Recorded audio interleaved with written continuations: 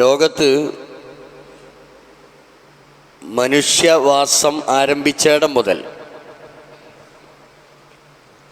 മനുഷ്യൻ്റെ ജന്മം മുതൽക്ക് തന്നെ അല്ലാഹു സുബ്ഹാനഹു വ തആല മലക്കുകളോട് പറഞ്ഞ ഒരു വർത്തമാനം പരിശുദ്ധ ഖുർആൻ എടുത്തു പറയുന്നുണ്ട്. സൂറത്ത് ബഖറയിൽ അക്കാര്യം പറയുന്നത് വഇദ് ഖാല റബ്ബുക ലിൽ മലായികതി ഇന്നി ജാഇലുൻ ഫിൽ അർളി ഖലീഫ. മലക്കുകളോട് അല്ലാഹു സുബ്ഹാനഹു വ തആല പറഞ്ഞ സന്ദർഭം നബി സല്ലല്ലാഹു അലൈഹി വസല്ലമയോട് ഇക്കാര്യം അല്ലാഹു അറിയിക്കുകയാണ്.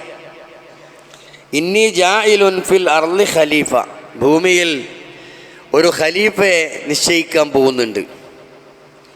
ഇത് കേട്ടപ്പോൾ കാലു അവർ പറഞ്ഞു അതജഅലു ഫീഹ മൻ യുഫ്സിദു ഫീഹ വയസ്ഫികു ദിമാ, രക്തം ചിന്തുകയും കുഴപ്പമുണ്ടാക്കുകയും ഭൂമിയിൽ ഫിത്ന ഉണ്ടാക്കുന്ന പ്രശ്നങ്ങൾ ഉണ്ടാക്കുന്ന ഒരു ടീമിനെ നീ ഇവിടെ ആക്കുകയാണോ എന്ന ഒരു ചോദ്യം. വനഹ്നു നുസബ്ബിഹു ബിഹംദിക വനുഖദ്ദിസു ലക്, ഞങ്ങൾ തന്നെ എമ്പാടും നിന്നെ പരിശുദ്ധപ്പെടുത്താനും നിന്നെ വാഴ്ത്താനുമൊക്കെ ഞങ്ങളിവിടെ ഉണ്ട്. പിന്നെ എന്തിനാണ് വേറെ ഒരു കൂട്ടരെ ഭൂമിയിൽ കുഴപ്പമുണ്ടാക്കാൻ പ്രശ്നങ്ങൾ ഉണ്ടാക്കാൻ എന്തിനാണ് നിശ്ചയിക്കുന്നത് എന്ന നിലക്കുള്ള ഒരു വർത്തമാനം ഉണ്ടായ വിഷയം പരിശുദ്ധ ഖുർആൻ എടുത്ത് പറയാം. ഇവിടെ ഈ ആയത്തിൽ നിന്ന് അള്ളാഹുവിൻ്റെ ഈ കലാമിൽ നിന്ന് നമ്മൾ മനസ്സിലാക്കേണ്ടത് മനുഷ്യവാസത്തിൻ്റെ തുടക്കം മുതൽ ആരംഭിച്ചിട്ടുള്ള ഒരു വിഷയമാണ് ഈ കുഴപ്പം എന്നുള്ളത്. പ്രശ്നം, സങ്കീർണതകൾ വ്യത്യസ്തങ്ങളായ വിഷയങ്ങളിലായിരിക്കും എന്ന് മാത്രം. കുഴപ്പങ്ങളുടെ ആരംഭം മനുഷ്യൻ എന്നുണ്ടായോ അന്ന് തന്നെ ഈ രാജ്യത്ത് എല്ലാ രാജ്യത്തും കുഴപ്പങ്ങളും ഉണ്ടായിട്ടുണ്ട്. നേതാക്കന്മാരുണ്ടായിട്ടുണ്ട്, കുഴപ്പമുണ്ടാക്കുന്ന നേതാക്കന്മാർ, വലിയ വലിയ മഹാന്മാർ, അറിയപ്പെടുന്ന ആളുകളൊക്കെ വന്നിട്ട് വലിയ വലിയ കുഴപ്പങ്ങൾ ഉണ്ടാക്കിയിട്ടുണ്ട്. ചെറിയ ആളുകൾ ചെറിയ ചെറിയ കുഴപ്പങ്ങൾ, എല്ലാവരെ കൊണ്ടും കഴിയുന്ന നിലക്കുള്ള വിഷയങ്ങൾ, പ്രശ്നങ്ങൾ ഉണ്ടാക്കിയിട്ടുണ്ട്. കൊലപാതകങ്ങൾ നമുക്കറിയാം, ഹാബീൽ കാബീൽ ചരിത്രങ്ങളൊക്കെ നമുക്കറിയാം. കൊലപാതകം ഇന്നൊരു പുതിയ വിഷയമൊന്നുമല്ല, എല്ലാ കാലത്തും തുടക്കം മുതലേ ഉണ്ടായിട്ടുള്ള, അതിങ്ങനെ തുടർന്ന് വരുന്നൊരു സംഗതിയാണ് ഈ കൊലപാതകം. അതുപോലെയുള്ള മനുഷ്യൻ്റെ ജീവനും സ്വത്തിനും ഭീഷണി ഉണ്ടാകുന്ന തരത്തിൽ പലവിധ പ്രശ്നങ്ങളും എക്കാലത്തും ഉണ്ടായിട്ടുണ്ട്. മൊത്തത്തിൽ കുറ്റകൃത്യങ്ങൾ, അതിന് മനുഷ്യൻ്റെ ജന്മമെന്നോ അന്ന് തന്നെ ഇത് പഴക്കമുണ്ട് എന്നാണ് സൂചിപ്പിച്ചത്. ഇപ്പം കുറ്റകൃത്യങ്ങളെക്കുറിച്ച് നമ്മൾ ഇങ്ങനെ ഓരോ ദിവസവും പുതിയ പുതിയ വാർത്തകൾ നമ്മളറിയാം. പെട്ടെന്ന് വാർത്തകൾ നമ്മൾ അറിയുന്ന ഒരു സാങ്കേതികമായ വിദ്യ അങ്ങേയറ്റം പുരോഗതി പ്രാപിച്ച ഒരു കാലഘട്ടത്തിൽ നമ്മൾ ജീവിക്കുമ്പോൾ ലോകത്തിൻ്റെ ഏതു ഭാഗത്ത് ഏത് വിധത്തിലുള്ള കുറ്റകൃത്യങ്ങൾ നടന്നാലും സെക്കൻഡ് കൊണ്ട് നമ്മളിവിടെ അറിയുന്നു എന്നതാണ്. പക്ഷെ ഇവിടെ നമ്മൾ മനസ്സിലാക്കേണ്ടത് ഏറ്റവും പ്രധാനമായി കുറ്റകൃത്യങ്ങളെ നമ്മളൊന്ന് വിശകലനം ചെയ്യുമ്പോൾ പൊതുവെ രണ്ട് നിലക്കുള്ള കുറ്റകൃത്യങ്ങളെയാണ് നമുക്ക് കാണാൻ കഴിയുന്നത്. അത് ഒന്ന് ഇൻഡിവിജ്വലാണ്, വ്യക്തിപരമാണ് ഒന്ന് എന്ന് പറയുന്നത്. അതായത് സ്വന്തത്തോട് ചെയ്യുന്ന, വ്യക്തിപരമായി ചെയ്യുന്ന, സ്വന്തത്തോട് ചെയ്യുന്ന ഏറ്റവും വലിയ അക്രമത്തെയാണ് പരിശുദ്ധ ഖുർആൻ പരിചയപ്പെടുത്തിയിട്ടുള്ളത്. അതാണ് ഏറ്റവും വലിയ കുറ്റകൃത്യം. അശ്ശിർക്കു ബില്ലാഹ്, അള്ളാഹുവിൽ ശിർക്ക് വെക്കുക എന്നത് ഏറ്റവും വലിയ കുറ്റകൃത്യമാണ്. അത് ഇൻഡിവിജ്വലായി അവൻ വളരെയധികം ശ്രദ്ധിക്കേണ്ട ഒരു കാര്യമാണ്. ഈ ശിർക്ക് എന്ന് പറയുന്നത് അത് ഇങ്ങനെ വലുതാക്കി ഇങ്ങനെ ചിത്രം കാണിച്ച് ഒരു പടം വരച്ച് കാണിച്ചു തരാൻ പറ്റിയൊരു സംഗതിയല്ല. ശിർക്കിനെ സംബന്ധിച്ച് വിശദീകരിച്ചിടത്ത് ഹദീസുകളിലൊക്കെ കാണാം, നമ്മുടെ ഞരമ്പുകളിലൂടെ, നമ്മുടെ ധമനികളിലൂടെ അതിങ്ങനെ അരിച്ചരിച്ചിങ്ങനെ പ്രവേശിച്ചു കൊണ്ടിരിക്കും.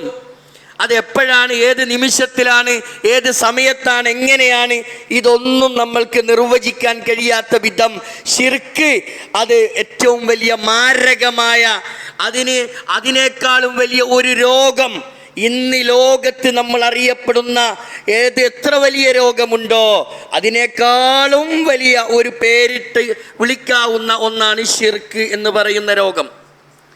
ഇത് വിശ്വാസിയായ നല്ല തൗഹീദുള്ള മുവഹിദാണ് എന്നൊക്കെ പറയുന്ന ആളുകൾക്കിടയിൽ അവൻ മുവഹിദാണ്, അല്ലെങ്കിൽ വലിയ വമ്പൻ മുജാഹിദാണ്, അല്ലെങ്കിൽ വലിയ ആദർശ പോരാളിയാണ് എന്നൊക്കെ ഇങ്ങനെ പറഞ്ഞു നടക്കുന്ന ആളുകളിൽ പോലും ശിർക്കിൻ്റെ അംശങ്ങൾ കടന്നു വരുന്നു എന്നത് ഇതൊരു സത്യമാണ്, എല്ലാവർക്കും അറിയാം. ഒരു നൈമിഷികമായ ഒരു സമയത്ത് നമ്മെ മാറി ചിന്തിപ്പിക്കുന്ന ഒരു സംഗതിയാണിത്. പിശാചിൻ്റെ ഇടപെടലാണ്. ഈ പിശാചിൻ്റെ ഇടപെടലുകൾ ഏറ്റവും കൂടുതൽ നമ്മൾ ശ്രദ്ധിച്ചിട്ടില്ലെങ്കിൽ നമ്മുടെ കാര്യം വളരെ കട്ടപ്പുക. അതുകൊണ്ട് വ്യക്തിപരമായി നമ്മൾ ചെയ്യുന്ന ഏറ്റവും വലിയ കുറ്റകൃത്യമാണ് ശിർക്ക് എന്ന് പറയുന്നത്.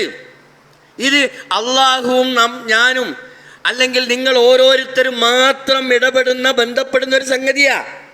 അപ്പം ശിർക്ക് കടന്നു വരാതിരിക്കാൻ, അതാണ് ഏറ്റവും വലിയ പാപമെന്നും ഇന്ന ശിർക്കല ളുൽമുൻ അളീം, അതിനേക്കാളും വലിയ ഒരു പാതകം, ഒരു തെറ്റ്, ഒരു കുറ്റം വേറെ ഇല്ല എന്ന് പച്ചയായി ഖുർആൻ നമ്മൾക്ക് പറഞ്ഞു തന്നിട്ടുണ്ട്. അതുകൊണ്ട് വമൻ യുശ്രിക് ബില്ലാഹ്, ആരെങ്കിലും അള്ളാഹുവിൽ പങ്കു ചേർത്താൽ അതിൻ്റെ ചെറുപ്പ വലിപ്പമല്ല പ്രശ്നം. ഫഖദ് ഹറമല്ലാഹു അലൈഹിൽ ജന്ന, വിഷയം ഇത്രേ ഉള്ളൂ. അവനെ സംബന്ധിച്ചിടത്തോളം അവന് സ്വർഗം നിഷിദ്ധമാണ്. അവൻ എന്തുമാത്രം മറ്റു കാര്യങ്ങൾ ചെയ്തത് കൊണ്ടായില്ല, വേറെ എന്തൊക്കെ ചെയ്താലും ശിർക്ക് വന്നിട്ടുണ്ടോ സ്വർഗം അവൻ്റെ മേൽ നിഷിദ്ധമാണ്. അത് ഖുർആൻ അടിവരയിട്ടു, വളരെ കൃത്യമായി നമ്മെ ബോധ്യപ്പെടുത്തി. അതുകൊണ്ട് ഏതു സന്ദർഭത്തിലും ഏത് സമയത്തും നമ്മൾ ചിന്തിക്കേണ്ടതും, അതോടൊപ്പം നമ്മെ സൃഷ്ടിച്ച, നമ്മെ പടച്ച റബ്ബിനോട് നമ്മൾ പ്രാർത്ഥിച്ചു കൊണ്ടിരിക്കേണ്ടതും, പടച്ചവനെ ശിർക്കിൻ്റെ ഒരംശം എൻ്റെ ജീവിതത്തിലേക്ക് കടന്നു വരരുതേ എന്ന് ആത്മാർത്ഥമായി നമ്മൾ ഇങ്ങനെ പ്രാർത്ഥിച്ചു കൊണ്ടിരിക്കുക എന്നുള്ളതാ. അപ്പോൾ ശിർക്ക് അതാണ് ഏറ്റവും വലിയ കുറ്റകൃത്യം എന്ന് നമ്മൾ പറയുന്നത്. മനുഷ്യന്മാരുടെ കൂട്ടത്തിൽ ഖുർആൻ പരിചയപ്പെടുത്തിയതുപോലെ വമിൻഹും ലാ യുഅ്മിനു മൻ ലാ യുഅ്മിനു ബിഹി, അല്ലാഹുവിൽ വിശ്വസിക്കാത്ത ആളുകൾ ഈ രാജ്യത്തുണ്ട്. വമിൻഹും മൻ യുഅ്മിനു ബിഹി, അല്ലാഹുവിൽ വിശ്വസിക്കുന്നവരുണ്ട്, വിശ്വസിക്കാത്തവരുമുണ്ട് എന്ന വിഷയം ഖുർആൻ നമ്മളോട് പറഞ്ഞു തരുന്നു.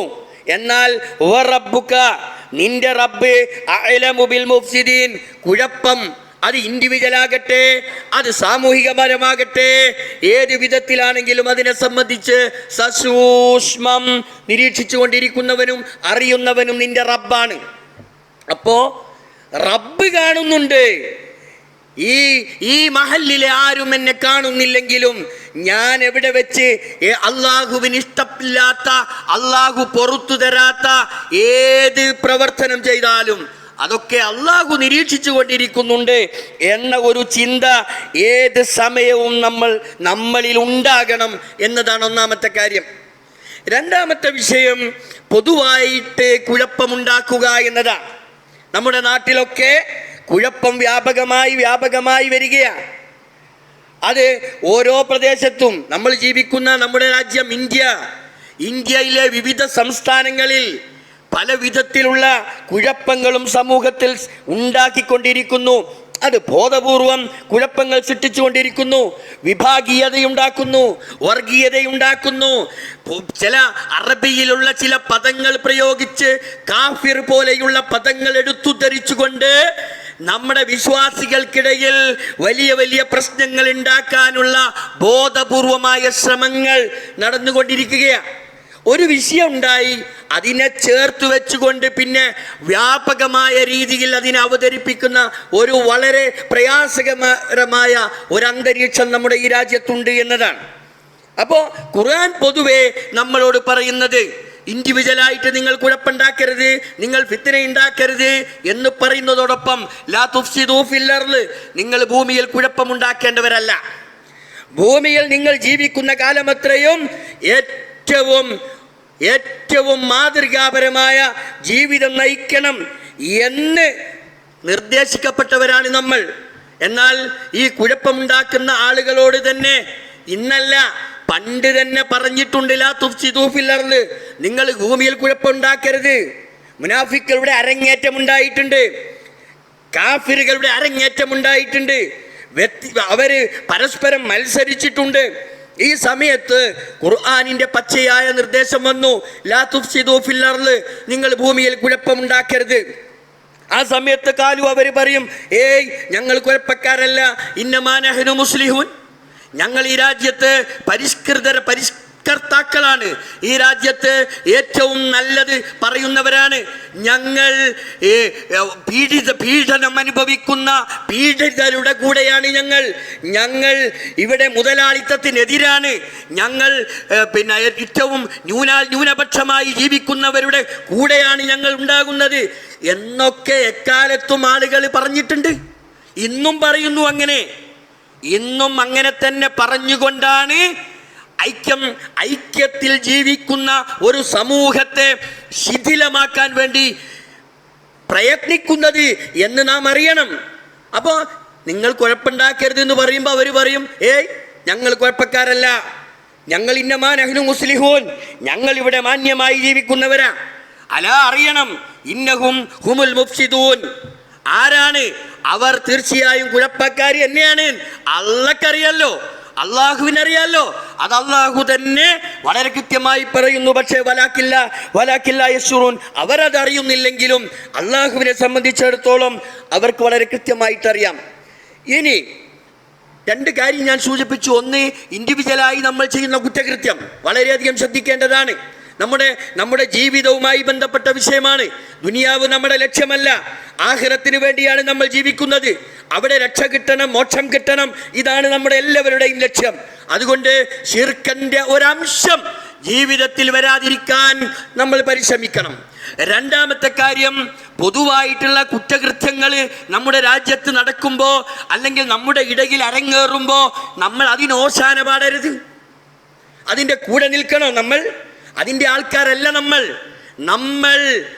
ഒരു തിന്മ കണ്ടാൽ ആ തിന്മക്കെതിരിൽ പോരാടേണ്ടവരാണ് നമ്മൾ.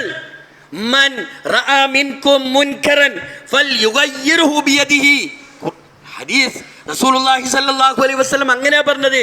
ഒരു തിന്മ കണ്ടാൽ, ഒരു കുറ്റകൃത്യം കണ്ടാൽ തടയാൻ കഴിയുന്നവർ തടയണം, അല്ലേ?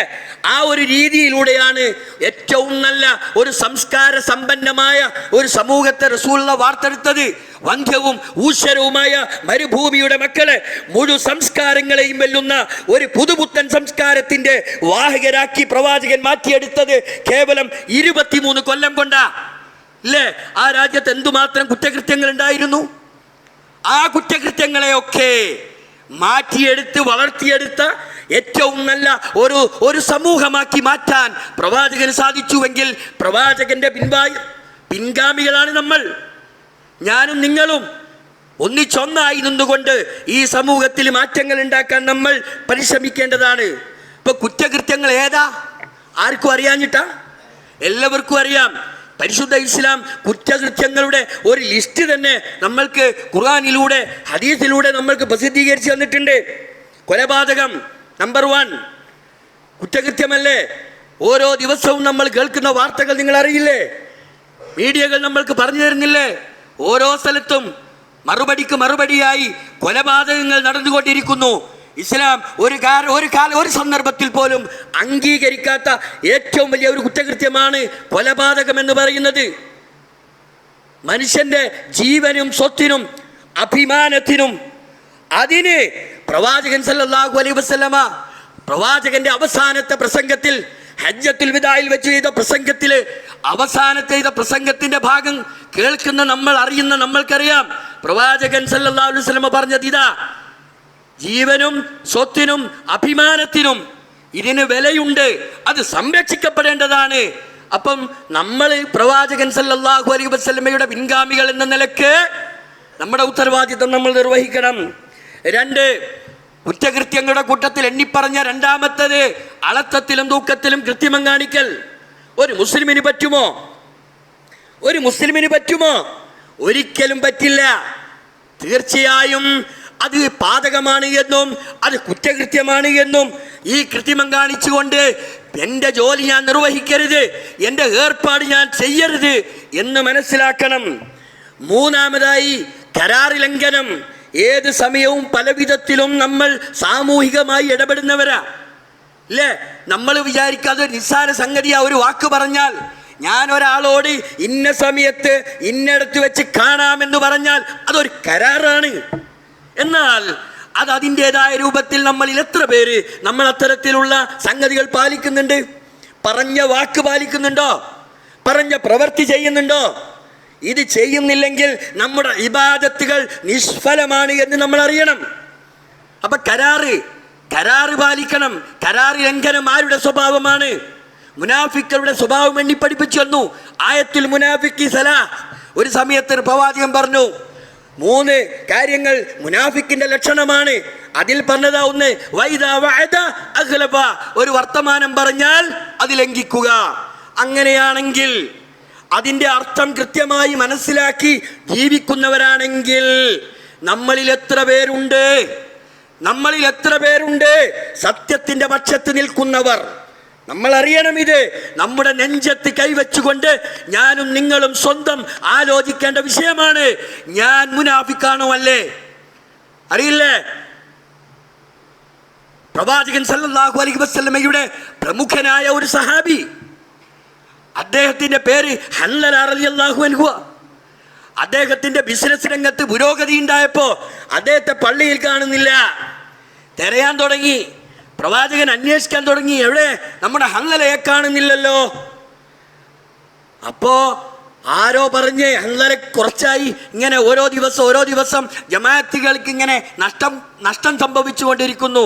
ളുഹ്റിന് വന്നാൽ അസറിനില്ല, അസറിന് വന്നാൽ പിന്നെ യശാക്കുള്ളത്, സുബൈക്ക് തീരെയില്ല. അപ്പൊ കാണാനില്ല. ചർച്ച വന്നു. അങ്ങനെ ഒരിക്കല് ഹൻലലനെ പിന്നെ കാണുന്നത് അവിടുത്തെ സൂക്കില്, അങ്ങാടിയിൽ ഇങ്ങനെ സ്വയം വിളിച്ചു പറഞ്ഞ് നടക്കുന്നതാ. സ്വയം വിളിച്ചു പറയാ, നാഫക ഹൻലല മുനാഫിക്കായി പോയിന്ന് സ്വയം ബോധ്യപ്പെട്ട് ഹൻലല വിളിച്ചു പറയുന്ന രംഗമാണ് പിന്നെ കാണുന്നത്. ഞാൻ പറഞ്ഞു വരുന്നത്, ഈ ഒരു ബോധോദയം നമ്മൾക്കുണ്ടാകണം.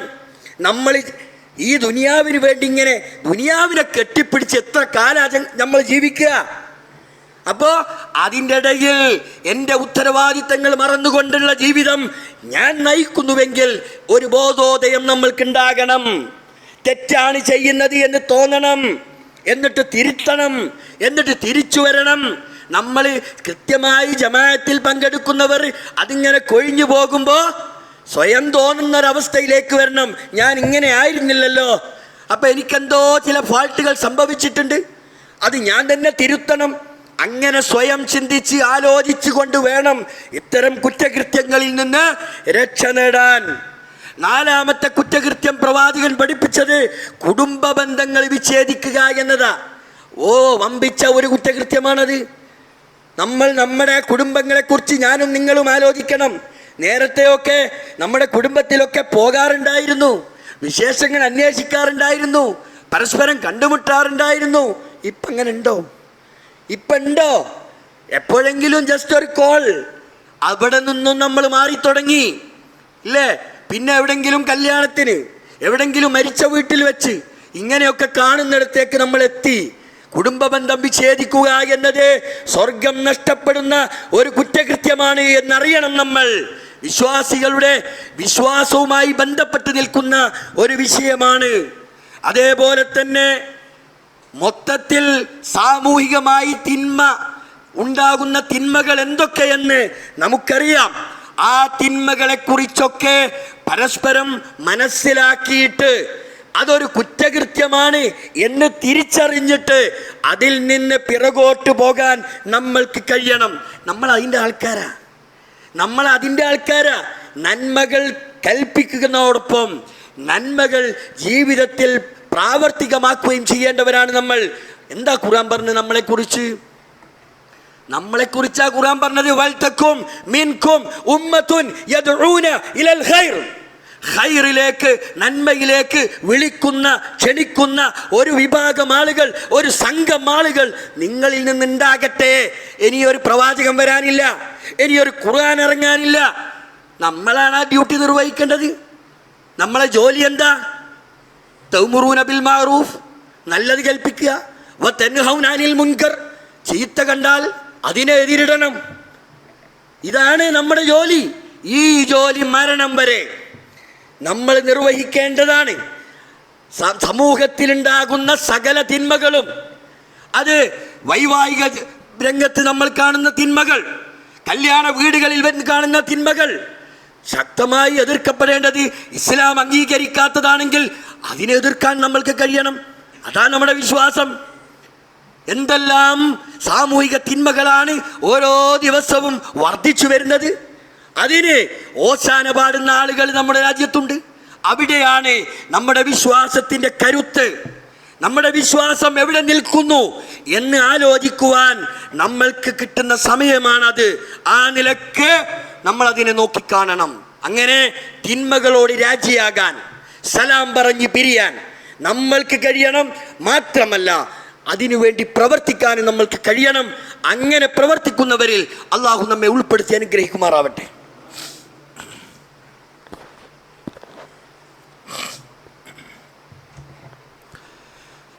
അൽഹംദുലില്ലാഹി റബ്ബിൽ ആലമീൻ വസല്ലല്ലാഹു അലൻ നബിയിൽ കരീം വഅലാ ആലിഹി വസഹ്ബിഹി അജ്മഈൻ. ഇത്തഖുല്ലാഹ സാനിയം ബിത്തഖ്വല്ലാഹ്. പ്രിയപ്പെട്ട സഹോദരങ്ങളെ, അള്ളാഹുവിനെ സൂക്ഷിച്ച് തഖ്വയുള്ളവരായി ജീവിക്കണേ എന്ന് ഒരിക്കൽ കൂടി വസിയ്യത്ത് ചെയ്യുകയാണ്. കുറ്റകൃത്യങ്ങളുമായി രാജിയാകുന്നതിനെ സംബന്ധിച്ചാണ് ഇത്രയും നേരം നമ്മൾ സംസാരിച്ചത്.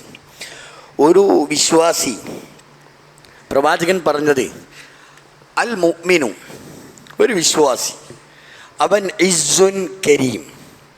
അവൻ്റെ അടയാളം എന്താണ്? ഇസ്സുൻ കരീം. അവൻ മാന്യനായിരിക്കുമെന്നതാണ്. എല്ലാ രംഗത്തും മാന്യത ഉണ്ടാകും ഒരു യഥാർത്ഥ വിശ്വാസി. ഫി അഖ്വാലിഹി വ അഫ്ആലിഹി, അവൻ്റെ വർത്തമാനത്തിൽ, അവൻ്റെ പ്രവൃത്തിയിൽ ഒക്കെ മാന്യത പുലർത്തും എന്നതാണ്. ഇങ്ങനെ മാന്യത പുലർത്തി ജീവിക്കുന്നവനാണ് യഥാർത്ഥ വിശ്വാസിയെങ്കിൽ തികച്ചും അവൻ്റെ ജീവിതം മാതൃകാപരമായി തീരുക എന്നതാണ്. നമ്മൾ ആലോചിച്ച് നോക്കൂ.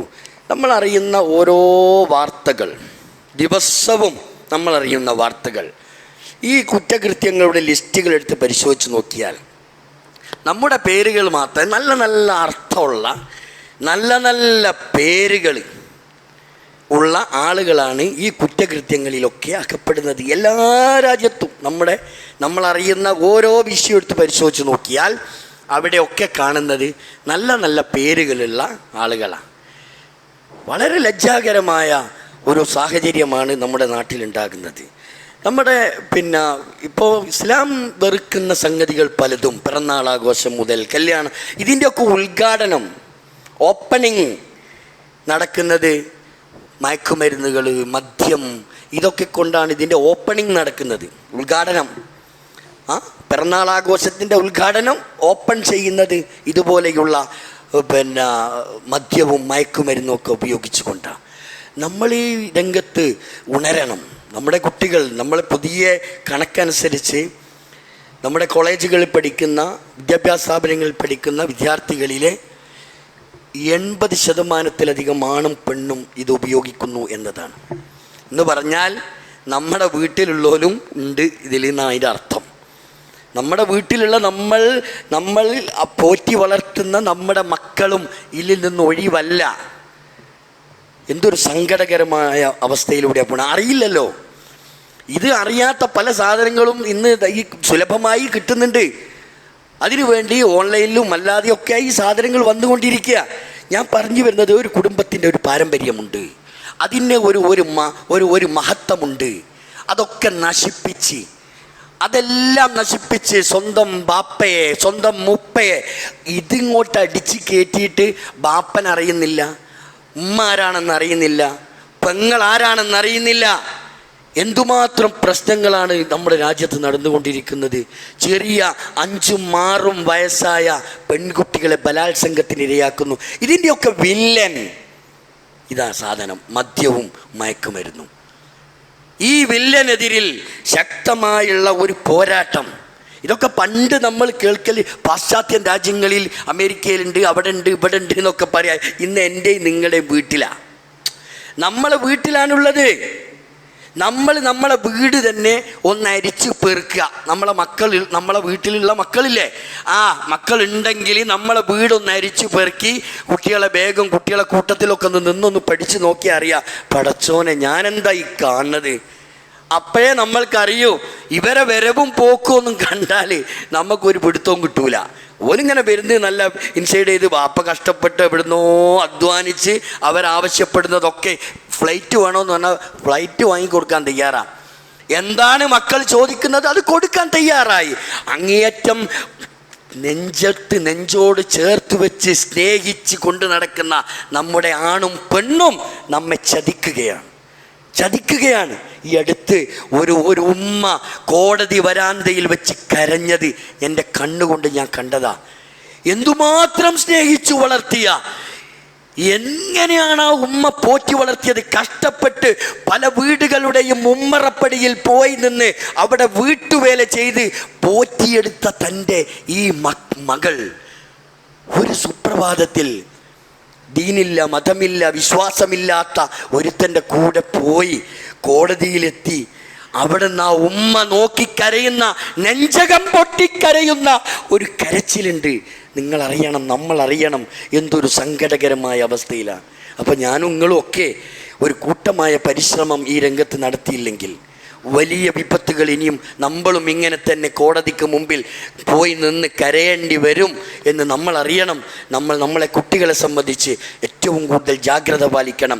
അത്രമാത്രം കുറ്റകൃത്യങ്ങൾ, ഇത് വല വീശുന്ന ഒരു ടീം വർക്കായിട്ട് ഇവിടെ നമ്മുടെ രാജ്യത്തുണ്ട്, എല്ലാ സ്ഥലത്തും ഉണ്ട്. കുട്ടികളെ വല വീശുക, അത് സ്കൂളുകളുടെ മുമ്പിൽ, കോളേജുകളുടെ മുമ്പിൽ, അതുപോലുള്ള സ്ഥലങ്ങളിലൊക്കെ തമ്പടിച്ച് വല വീശി ആദ്യം ഒന്നും അവർക്കങ്ങ് കൊടുക്കുക. ഒന്നും വേണ്ട, പണം വേണ്ട, ഒന്നും വേണ്ട. പിന്നെ അവരിതിൻ്റെ ബിസിനസ്സുകാരായി മാറുന്നു. ആദ്യം ഉപയോഗിച്ചതിൻ്റെയൊക്കെ ക്യാഷ് കൊണ്ടുപോയി കൊടുക്കുന്നു. പിന്നെ ഇത് ഏർപ്പാടാണ്. നിങ്ങൾ വേണമെങ്കിൽ ഇതൊക്കെ ഒന്ന് വിശാലമായി ഇതൊക്കെ ഒന്ന് പഠനം നടത്തി, ഇത് എൻ്റെയും നിങ്ങളുടെയും ഒരു ഉത്തരവാദിത്തമാണ്, അള്ളാഹു ഏൽപ്പിച്ചൊരു ഉത്തരവാദിത്തമാണ് എന്ന് മനസ്സിലാക്കിയിട്ടാവണം നമ്മൾ ചെയ്യേണ്ടത്. ആദ്യം നമ്മൾ വീട്ടിൽ നിന്ന് തന്നെ തുടങ്ങിക്കോളി.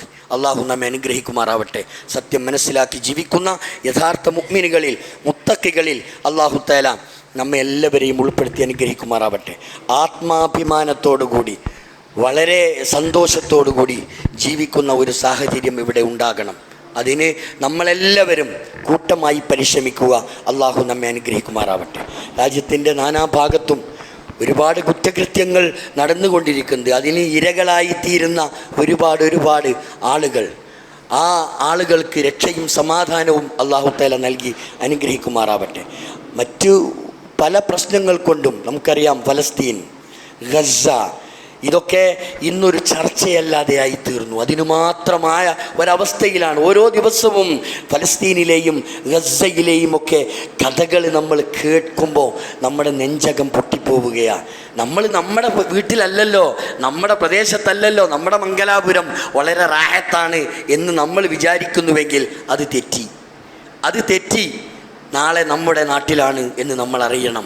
അത്തരം ഒരവസ്ഥയിലേക്ക് നീങ്ങുകയാണ്. പടച്ചവനെ, പീഡനം അനുഭവിക്കുന്ന ഫലസ്തീനികൾക്ക്, ഗസയിലെ മനുഷ്യർക്ക് അള്ളാഹുവേ സമാധാനം നൽകി അനുഗ്രഹിക്കണേ അള്ളാഹുവേ. അവർക്ക് ഒരുപാട് നഷ്ടങ്ങൾ, ബാപ്പയെ നഷ്ടപ്പെട്ടു, ഉമ്മയെ നഷ്ടപ്പെട്ടു, മക്കളെ നഷ്ടപ്പെട്ടു, എല്ലാം നഷ്ടപ്പെട്ട് അവരിങ്ങനെ അലഞ്ഞു തിരിയുകയാണ് റബ്ബേ. അവർക്ക് സമാധാനം നൽകി അനുഗ്രഹിക്കണേ അള്ളാഹുവേ. ഞങ്ങളിലും ഒരുപാട് പ്രശ്നങ്ങൾ ഞങ്ങൾ ജീവിക്കുന്ന രാജ്യത്തുണ്ട്.